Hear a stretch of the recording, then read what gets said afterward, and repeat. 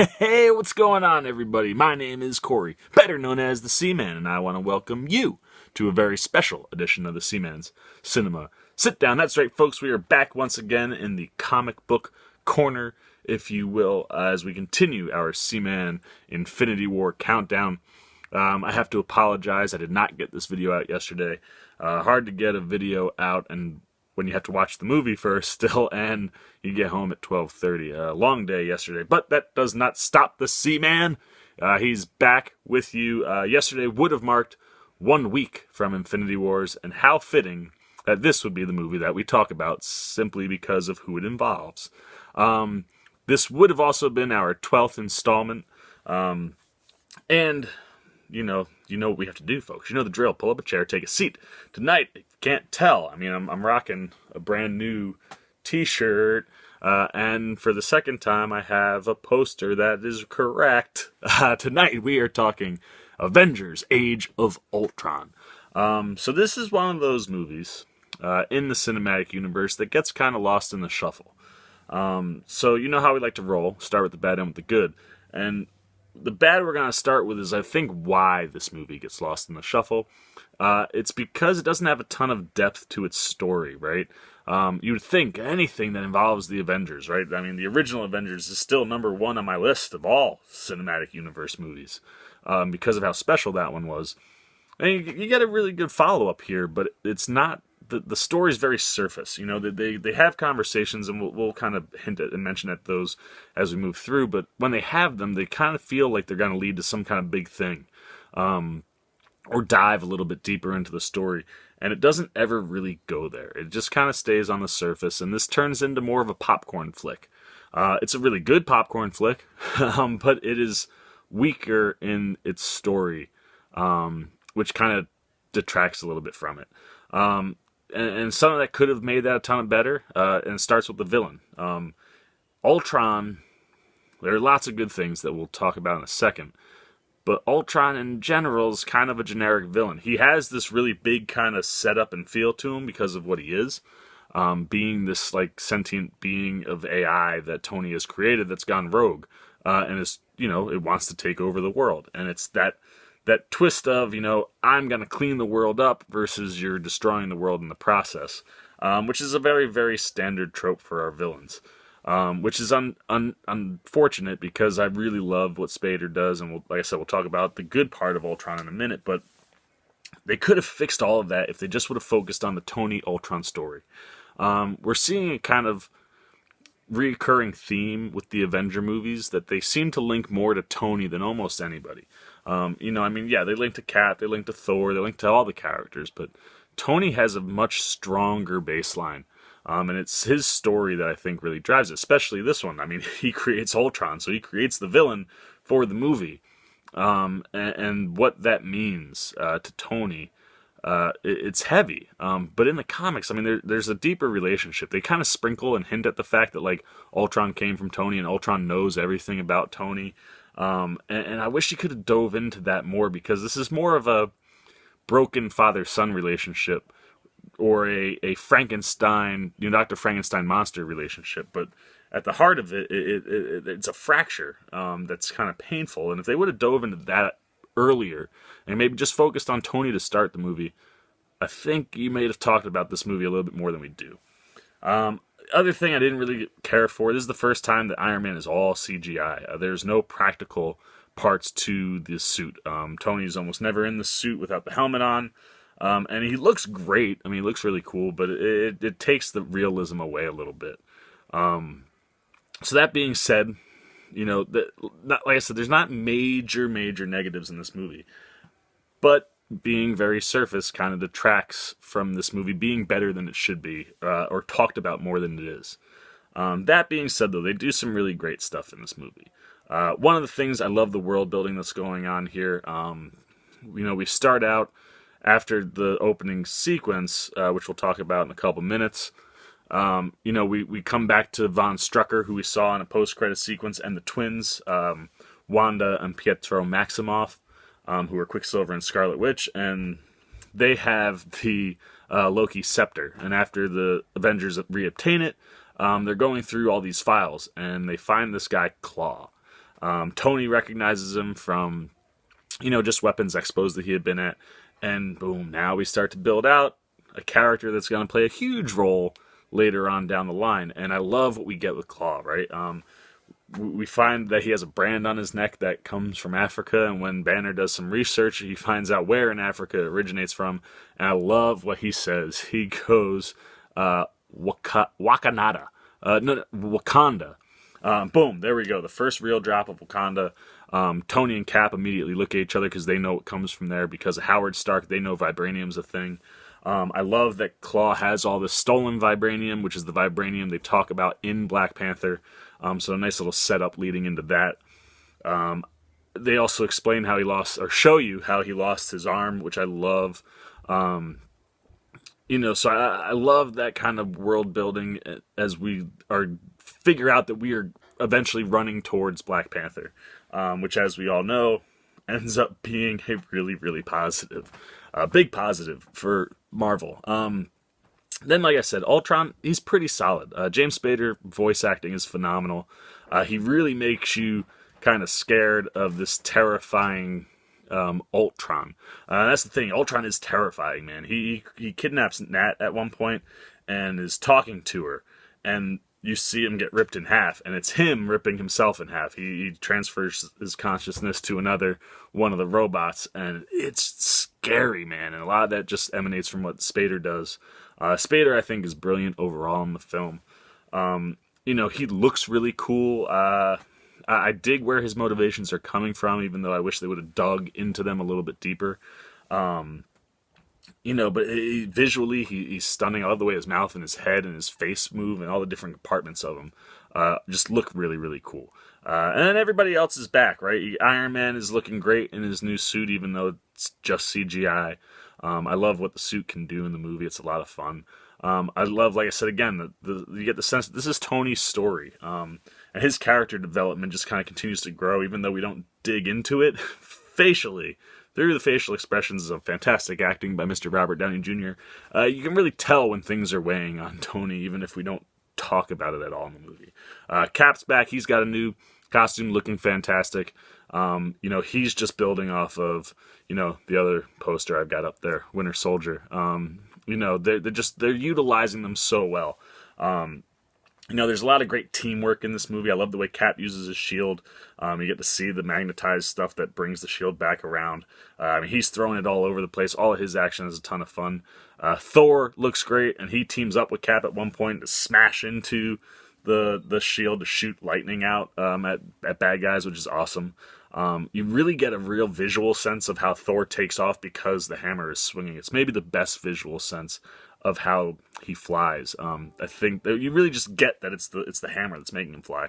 Hawkeye, look, this might be a Tony movie, but this is the most character development Hawkeye gets. He actually has a legit story that pays off big towards the middle of the movie. Again, just, here's this guy who, well, he's got a bow and arrow, and they make him just look cool. Have a lot of fun once again with Hawkeye, and I'm glad that Jeremy Renner gets to play around a lot in this movie. Well deserved. Black Widow, back. Awesome. Action is fantastic. She looks great. I love the version of her short hair in this one. I love the blue electrical lines that are running through her suit. Usually, last time it was just kind of in her wrist. Now you kind of see the glow everywhere. And then we get all sorts of new awesome folks, right? Scarlet Witch, played by Liz Olsen, phenomenal. I love her in this movie. I love the way her powers work. I love how they look. I love that it's got a red glow. And at the counter to that is her twin brother, Pietro, who plays, or Quicksilver, played by Aaron Taylor Johnson. They just have great chemistry together. It's not the first time we've seen them on screen. In other movies, they've been with each other, and they're always really, really good. So they play off each other so well.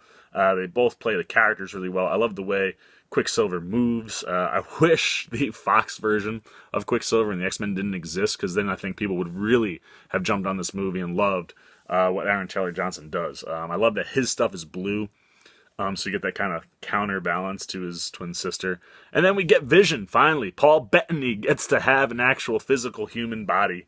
Not human, but an actual body to kind of work in, and it's so nice to finally see him.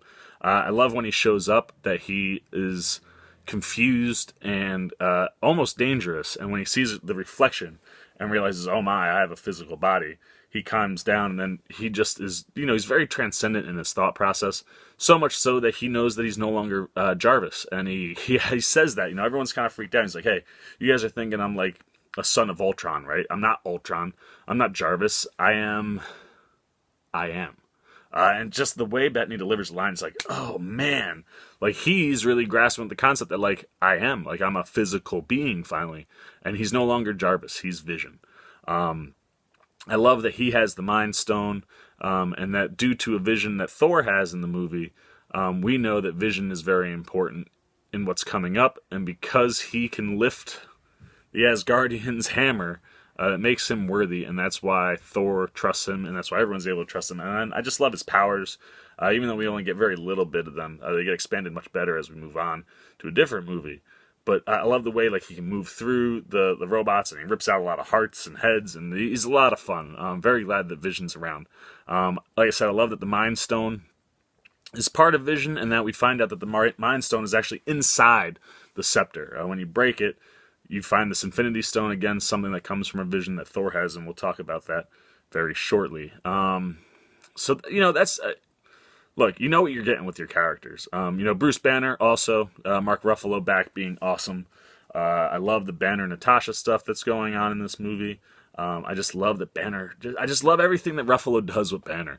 I love that we get to see him and Tony doing more science stuff in this movie, and then, of course, when he goes Hulk, we get awesome Hulk sequences. And that's fitting, because there are two things that this movie does so well. It's action sequences, and it's non-hero sequences. This is the first movie where we really get to see our heroes out of their costumes and out of being heroes, just kind of relaxing and being people. And those two things basically fill out the entire movie. We're going to run through all of them. You'll see I've laid pretty much the whole movie out with these about 6-7 sequences.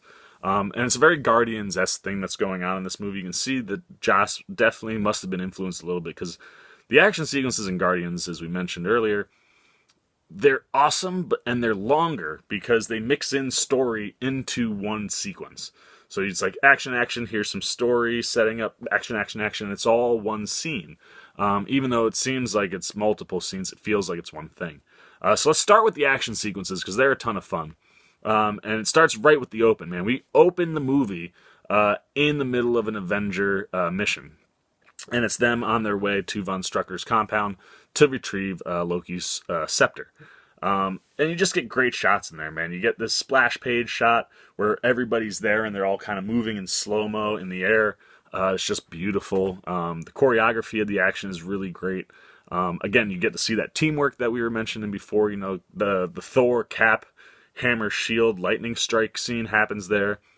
We see Hulk and Black Widow work with each other in really fun ways. Hawkeye, like I said, they keep making Jeremy Renner look cool, so Hawkeye's doing neat stuff. And the thing I love is Iron Man's up, and he's got this Iron Legion, all these Iron Man robots with him, as he kind of is beelining faster than everybody up toward Von Strucker's compound. When he goes to go in, there's like a shield that they have to take down, and he bounces off of it. And pardon my language, but Tony says shit, and then Cap goes, language!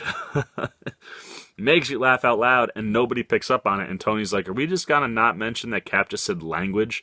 And it's this little thing that then perpetuates as a joke throughout the entire movie. Iron Man references it more than once, Natasha references it, Colby Smulders, Maria Hill references it, where they all just kind of make these language jokes at Cap, and he's like, I'm never gonna live this down. But then that sequence transforms itself once they get inside to this big kind of story element where, Quicksilver and Wanda, Quicksilver and Scarlet Witch, Pietro and Wanda are still in the compound at this point, and Wanda gets to Tony as he's getting the scepter, and shoots him into a vision where he sees every Avenger lying dead on the ground around him. and it's the end of the world. And this is the vision that, everyone is kind of linked to. This is what Infinity War is leading to. We are going to lose major players because of this vision. This is where it happens. And it's a striking sequence to see. The visual of everybody, it like hits you and you're like, oh my. I joke because in the vision, it can't be true because Thor's got short hair and he has bald eyes. Thor also has a vision later on where things don't quite match up correctly, because it's more inferred. It's not a direct. These visions aren't exactly what's going to happen, but the idea of Tony being the reason that everything goes the way everything goes. Tony's the one that started this journey for us, right? We started with Iron Man, and everything he has done has led the Avengers into everything that's going on. It's why I continually say the Tony story is really the heart of the Avengers story. It's the baseline, and that weighs on him. So we get that built into this action sequence, and then everyone shows up. Quicksilver does some stuff. They knock everybody off. They get out of Dodge. So it's just this kind of fun, quick. Not quick. I mean, it's not super quick. It's decently lengthed. But you just get this fun action sequence to start the movie, which is always a ton of fun, especially when you're with the Avengers, right? Like, the way Cap and Winter Soldier started with this big action sequence. We're coming into an Avengers movie. The Avengers have been established. Give me action, and you get it right out the gate, and it's a ton of fun. Ultron showing up the first time is also a lot of fun, much shorter. It follows a party at Avengers Tower. And I love it's this. First, they're analyzing the scepter, and I love that Jarvis can tell there's something in the scepter, and whatever's in it has data. And when they pull it up, you get these two orbs. You have the orange orb, which is Jarvis's AI, and you have this blue kind of orb, which is this data that's emanating from the scepter that Tony thinks he can harness into something he's been trying to create, Ultron. They kind of leave him and Banner leave the room after they were talking. And you get to see the AI of Ultron take over the AI and kind of destroy the AI of Jarvis. And then he starts crafting a body out of the Iron Legion robots, and you get this kind of weird, creepy, like, mutant version of a robot gone wrong. And he kind of drags out and everybody stops, and he starts this big kind of opening monologue where he's talking about the Avengers and how he basically needs to kind of start wiping everything out and cleaning the world. And they're like, whoa, what's going on? And he shoots out. He takes control of two other Iron Legion. You get this cool little quick action sequence inside Avenger Tower, and then we get to see that Ultron can use the internet as an escape route to get him to the compound where Wanda and Pietro are, and that's where he builds the real version of himself. And that reveal is really cool, man. He's got like a blanket over top of him. He's sitting in this big throne, kind of like this, talking out loud. And Wanda and Pietro come in, boom, the reveal of Ultron is there. And as we mentioned, he looks great. I love the way his mouth moves. I love everything in his face, how it moves and shifts. I love that entrance for him. And he's talking about the harmony and disconnection and how the disconnection is starting to be there within the Avengers. He sees it, and that's what he wants to capitalize on to destroy them. From there, the next big action sequence takes place on Claw's boat. After they find all his files and the Von Strucker stuff, the Avengers shoot out there. And on their way, Ultron beats them to the chase. He shows up with Wanda and Pietro, and they have this conversation with Claw. And in this conversation, Ultron goes, you gotta pay your friends, you gotta pay your enemies, and then figure which is which. And Claw, kind of stops and goes, I know that. That's Tony Stark said that. You must come from Tony. And this is where, right out the gate, we see Ultron snaps real quick. Freaks out, cuts Claw's arm off. And now you know that he's unhinged. Even though when he talks, he sounds, like I said, the typical villain that is talking sense in his head, but when you hear it, you're like, yeah, you're crazy. And now he's got a rage anger problem on top of that. Then Cap, Tony, and Thor show up, and this happens several times where we get just the three of them in shots. It's Iron Man, I think Cap, and Thor. And it's beautiful, man. It's kind of the Avenger Trinity. They're the three big main guys. They have the most movies, and they show up together in a couple sequences, and it's fun. And that kind of starts the action of the boat scene. They start fighting everybody. You get a really cool Quicksilver moment when he's stuck in like the hammer and the shield, and he punches Cap in the face. And it's a lot of fun, and it looks great. Even though, like I said, I prefer this Quicksilver from the Fox X-Men world. What they do with Aaron Taylor Johnson's Quicksilver looks really cool. And again, being able to slow everything down in a way that you can see it is neat. And they kind of all start fighting. Eventually, Cap is able to get a hold of Quicksilver and knock him out. And then Ultron takes off, and Iron Man goes chasing him. And while that's going on, boom, this is where we kind of, again, mix in more story. Wanda does the same thing she did to Iron Man, gives everybody a vision. And the visions are all very poignant. Both Natasha and Cap have personal visions. Natasha goes back to the school where she learned to become an assassin. And you get like this 30-second kind of cut-up montage that's basically better than the Red Sparrow movie is. That was what we were hoping to get out of the Red Sparrow movie. The stuff we saw there, I thought was really, really awesome. And that's the stuff like I would have loved to see dig into Red Sparrow. And you get that really quick, which is why I'm dying for a Black Widow movie. So much good source material, so much good story to dive into.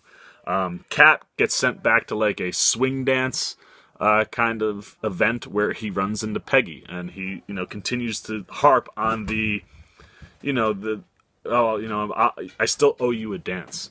And Thor, he has a vision more like Iron Man does. It's a big vision where he's kind of in this big Asgardian celebration where everyone's looking very Greek or Roman. And Heimdall comes talking to him, and Heimdall's eyes are messed up. And Thor notices that, and Heimdall basically says, "You will be the end of Asgard," which resonates big time. And that leads Thor to do something with Eric Selvig later on that we'll come back around to. But that scene leads Thor and puts Thor in a headspace where he can't do anything until he figures out what that vision means. Because it's a vision that is foreshadowing the future, much like Tony's. And then we get to see, some cool Iron Man and Ultron stuff. And right as Iron Man's about to destroy him, Ultron goes, "Don't you worry, I'm already where the vibranium is going. You'll come to understand it." Travels out through the internet again. It's at that point I think they really put it together, like we have to figure out how to stop that from happening. We do get a sequence later on that is real cool in that regard. From there, though, after all that happens, Wanda's going after everybody. The only person she doesn't get to is Hawkeye. Hawkeye sees her coming, hits her in the head with an electric arrow, which knocks her out for a little bit, and he says, I've done the brainwashing thing, I'm not going back to that. So after the Iron Man Ultron sequence is done, we cut back, we see Pietro carrying her out, and you can see Banner is chilling by the Quinjet, and she goes, no, like, leave me. I want to finish our mission and get the big guy. And that leads us into the best action sequence in the whole movie. There are two sequences that are my favorite. This is one of them. From the action standpoint, this is the most fun you're going to have in the movie. It's something that was hinted at in Iron Man 3, and something when the trailer started dropping, everyone got super excited about. We finally get Hulk versus the Hulkbuster, man, and it does not fail. It delivers in a big, bad way, man. I love everything about this sequence. We had heard Tony talking about something called Veronica, and again, it's one of those things where they don't explain a ton verbally, but we do kind of visually get to piece together that Tony essentially created some kind of initiative that has Iron Man stuff up in space that he can call to be sent down. So first, it's the actual Hulkbuster costume. So Iron Man's flying, and he's, obviously Jarvis has been messed with at this point, so now we get to introduce Friday. He's talking to Friday in his helmet now, and while he's talking to her, he's like, search news, destruction, anything that might have to do with big green Hulk-type people, and figures out exactly where Hulk is, flies there, and the Hulkbuster shoots out from space and meets up with him. And you get to see it join the Iron Man suit. He lands, and then it comes... Oh, it's just so good, man. Like, when that thing comes over his head and he's got the full Hulkbuster, you're just like, yes! Let's go, man! Like, two big, smash-happy action guys in a big smash-happy action sequence, and that's exactly what it is, man. It's a lot of Hulk jumping through buildings, a lot of destruction. Just everything about this sequence is so much fun. And it's cool, man. Like, at one point, Hulk just starts ripping apart Iron Man's one arm, and Iron Man blasts him back and kind of just is holding him off, puts his arm out like this, and send more stuff down. They rebuild his arm, and then this one has kind of like this rapid fire punching technique that when he pins Hulk at one point, he just starts smashing him in the face, and then he kind of is able, Hulk kind of goes to match him, and he locks up Hulk's arm.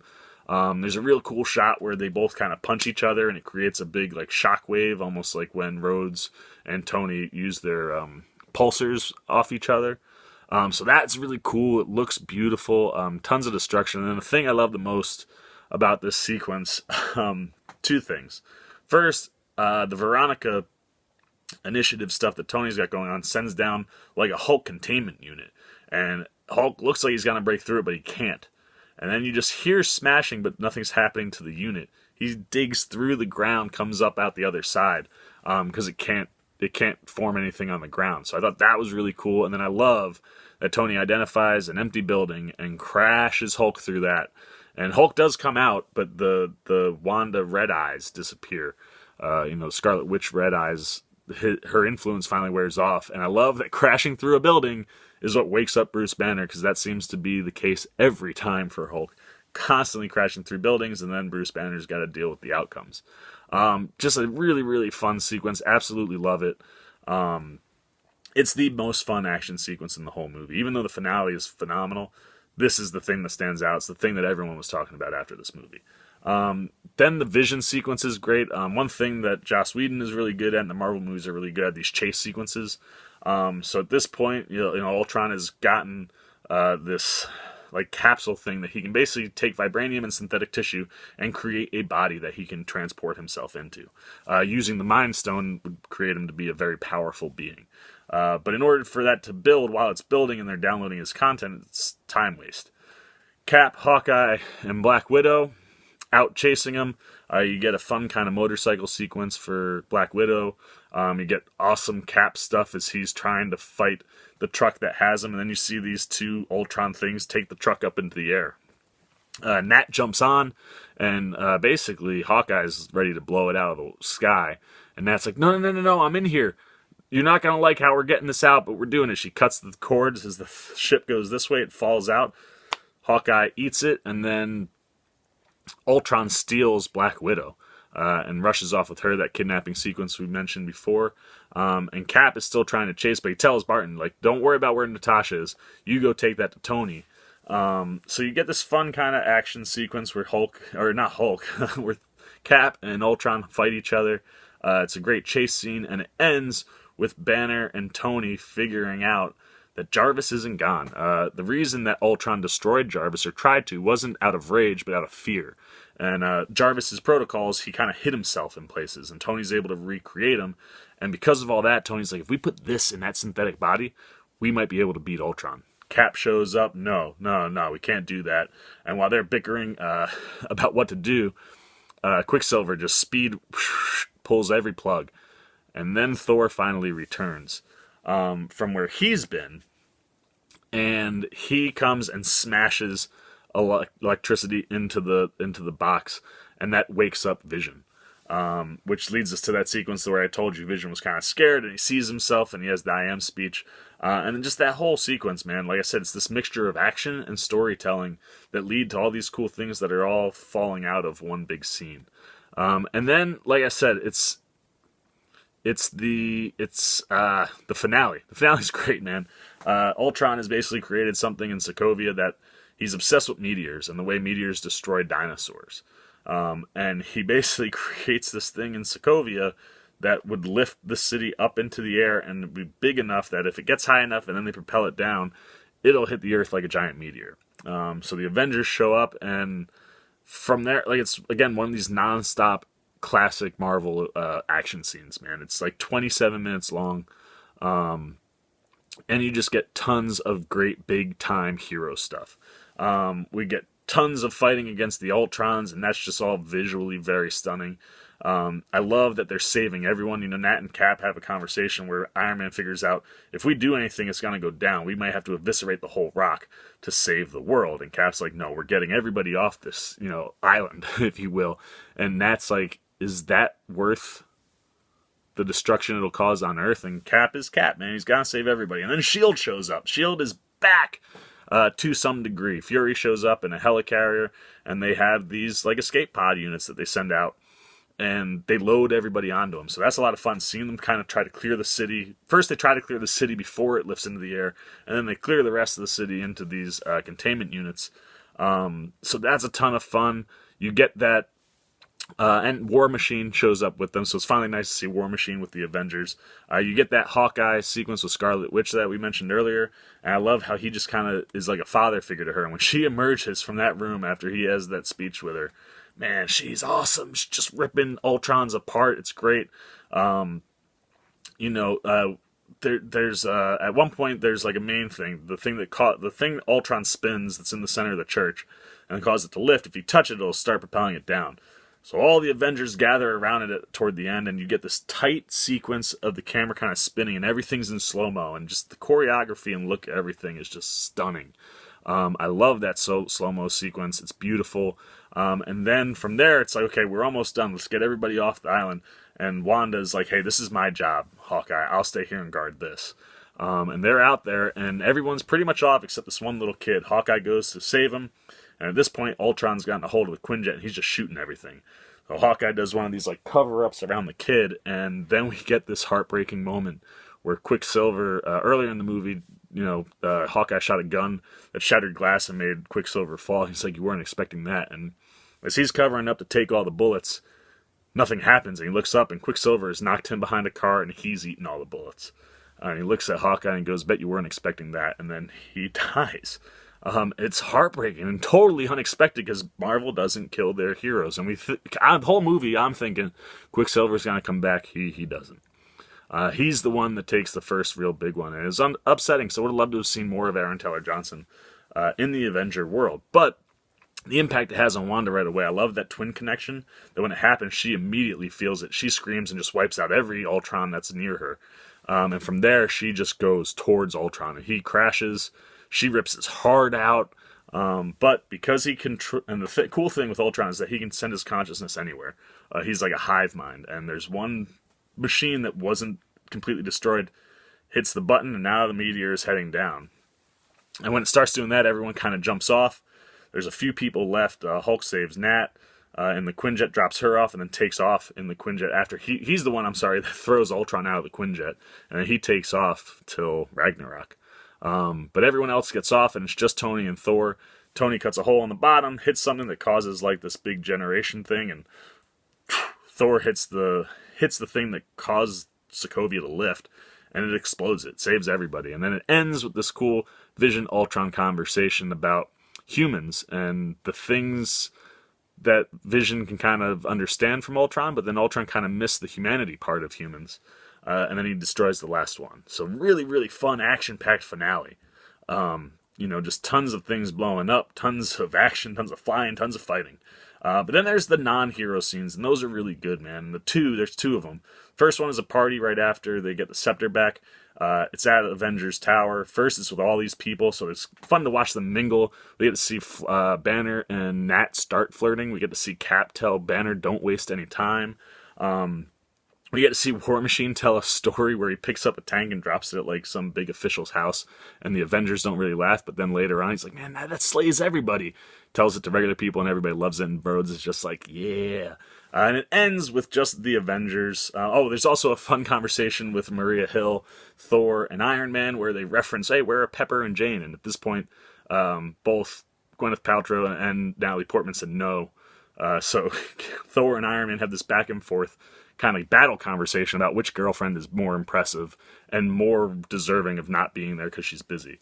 And then it ends with this nice fun scene where everyone's drunk and they're trying to lift up Thor's hammer and nobody can do it. Iron Man tries by himself, then with an iron hand, then with War Machine's iron hand, Hawkeye tries, and then Cap tries, and Cap moves it like this much and you just see Thor go, so good. But then he does, and Thor just smiles. So that's like a ton of fun. But then the big one, and that's right before Ultron shows up. But then the big one is at the Barton Ranch. After Wanda's kind of messed with everyone's heads, everyone's fractured and broken. They need somewhere to go lay low. And we find out Barton has a family. And this whole sequence is great, man. You get to see Barton and Nat interacting with Barton's family, and obviously Nat knows. She makes a joke about how his wife is pregnant and that she better be naming it Natasha, and they find out it's a boy. And it's cool. They end up naming it Nathaniel Pietro Barton, which is a nice little tip to Quicksilver, who saves Barton's life. You get an awesome moment where Tony's like, yeah, she's definitely an agent. Oh, that's a little agent. But it's Barton's family. It was set up by Fury, this kind of ranch they live on. We get more flirting between Nat and Hulk that's real serious, and Nat kind of tells him, I'm a monster too, because he's like, I can't have kids. She's like, I can't either. They sterilize us. That's our graduation of our program. Tony and Cap have a really, really fun moment cutting wood. And it's just cool to see them all being regular humans. And then Tony has the big conversation we mentioned with Nick Fury where he talks about his vision. And then Thor, the thing we haven't talked about, Thor disappears because he's caught up with his vision, finds Eric Selvig. They go to these waters called the Water of Sight. And inside, he's able to go back to his vision, and he sees the Infinity Stones. Now, he only sees 4 that we see, but we find out when he's talking, he sees all of them. And he's the one that knows the Mind Stone is going to be key to whatever is coming. So I can't wait to see how that plays in Infinity War. But I just love them being humans, just being people. And then at the very end of the movie, after everything's happened, we find out there's a new Avengers facility. Cap, Iron Man's taking vacation. Cap's like, nah, man, I'm at home. I got a new team. And he walks in, and it's Falcon, Rhodey, Vision, Wanda. And he basically, tells Nat, come on, we got to go work to do. And he walks in, he's like, Avengers, ah! And it cuts, and that's the end of the movie, and he was going to say assemble. So hopefully, it would have been so cool, so maybe we'll get that in Infinity War. And then, obviously, the closing animation is really cool, kind of similar to the first Avengers, only this one is a statue of the Sokovia, action sequence, and that's really cool looking for that. And then we get our mid-credits scene. It's the only post or extra scene in the movie, and it's Thanos putting on the Infinity Gauntlet going, okay, I'll do it myself. And that just gets you pumped for Infinity War, man, because that's where we're going. So yeah, man, the 12th movie that we're up to should have marked a week yesterday. Look, it's forgettable sometimes because the story isn't that deep, but the action is fun, and seeing the Avengers just be people is so much fun. So I've said everything I gotta say about Age of Ultron. You tell me what you think. Hit those comments. Let me know what was good or bad about the movie. What were your favorite sequences? Did you like seeing them be people, or would you have just rather the whole superhero movie? What was your favorite action sequence? Hit the comments, let me know. If you like the video, please give me a thumbs up. And as always, if you're new here, hit that subscribe button. Join the squad. I love getting new squad members. And hit the little bell so you get alerts every time I make a new video, including the next installment of the Seaman's Infinity War Countdown. For the Seaman Cinema Sit Down, I am the Seaman, and I am signing off. Peace!